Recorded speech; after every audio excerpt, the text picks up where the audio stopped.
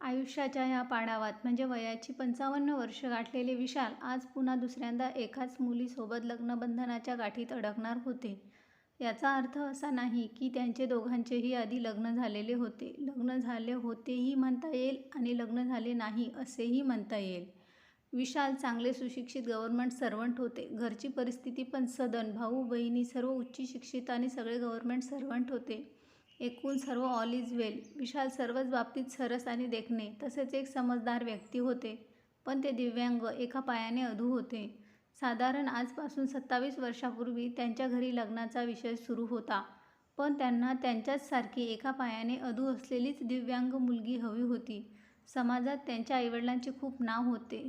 एका पायाने अधू असले तरी त्यांना धडधाकट मुलगी भेटू शकली असती आणि लग्न करून सुखी संसार झाला असता. त्यांच्या भाऊ-बहिणींचे लग्न आधी झाले होते. हे सर्वात धाकटे होते आणि आता त्यांच्या लग्नासाठी आईवडील तगादा लावू लागले.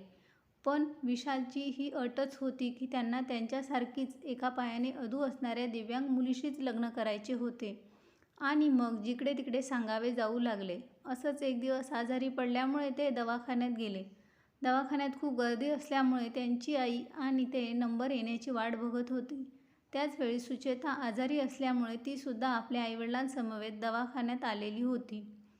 एका पायाने अधू दिव्यांग मुलगी होती. दिसायला नाकी डोळी छान, टपोरे बोलके डोळे, गोरा रंग, लांब सडक केस, अगदी सुंदर होती. तिला बघताच त्यांच्या मनात आले की लग्न याच मुलीशी व्हावं. पण या आधीच विशालची आई त्या मुलीसोबत बोलायला लागल्या. त्यांनी त्या मुलीचे नाव, शिक्षण, आईवडील, पत्ता वगैरे बोलण्यातून विचारपूस केली. ही माहिती सुचेता सांगत असताना तिच्या मनात कुठे शिवले देखील नाही की का विचारपूस होते आहे. ती त्यावेळी शिक्षण घेत होती. तिच्या घरची परिस्थिती तशी हलाखीचीच होती. वडील एकटे कमावणारे. त्यात सुचेता सगळ्यात मोठी. तिच्यानंतरचे चारही भाऊ बहीण शिकणारे होते. आई पण नोकरी करत होती, पण खूप कमी वेतन होते.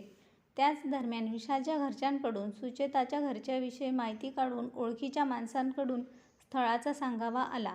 एकाच शहरात पण वेगवेगळ्या एरिया असल्यामुळे त्यांना माहिती काढणं आणि पत्ता शोधणं अवघड गेलं नाही. तिच्या घरी जेव्हा आईने सुचेताला सांगितलं तेव्हा ती नकळत विशालचे स्वप्न रंगवू लागली. तिला पुढे काय होणार आहे, लग्न होईल की नाही हे देखील माहीत नव्हते. पण तरीही ती त्यांच्यासोबत संसार करण्याचे स्वप्न बघू लागली. त्यावेळी तिचे वय 21 वर्ष होते. नुकतेच ग्रॅज्युएशन होऊन पोस्ट ग्रॅज्युएशनच्या फर्स्ट इयरला प्रवेश घेतला होता. तोपर्यंत तिच्या मनात कधी कोणाविषयी असा विचार देखील शिवला नाही आणि तिने कधी कुणाला त्या दृष्टीने पाहिलेही नव्हते. जेव्हा विशालचे स्थळ तिला सांगून आले तेव्हा ती मनातून खूप हरकली. कारण तिच्या दृष्टीने विशालचे स्थळ तिच्यासाठी परफेक्ट होते. तिच्यासारखेच एका पायाने अधू होते, उच्च शिक्षित होते, वेल सेटल्ड होते आणि समजदारसुद्धा होते.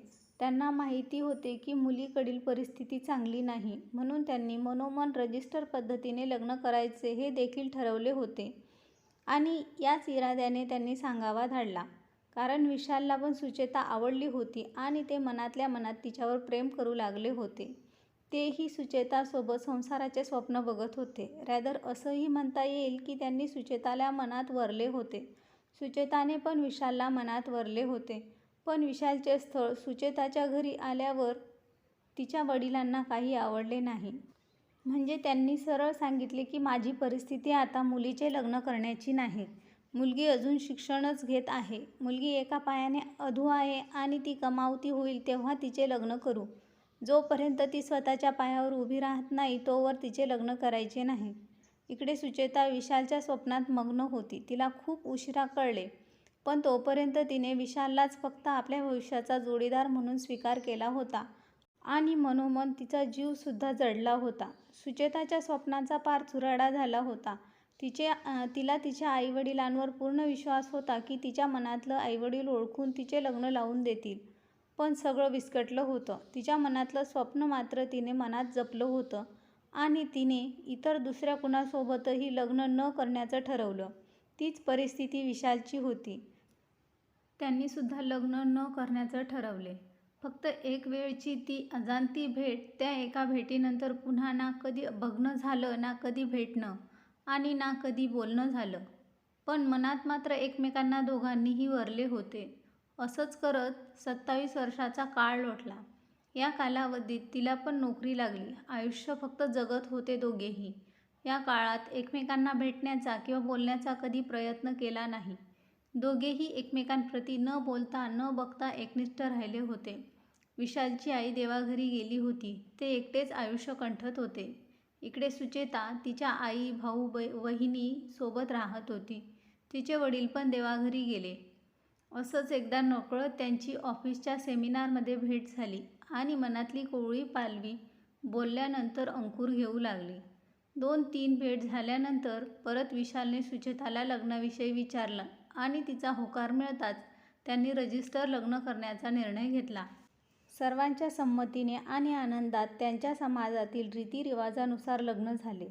आधी त्यांनी फक्त मनात एकमेकांना वरले होते, तेव्हा समाजाची आणि आप्तेष्टांची साक्ष नव्हती.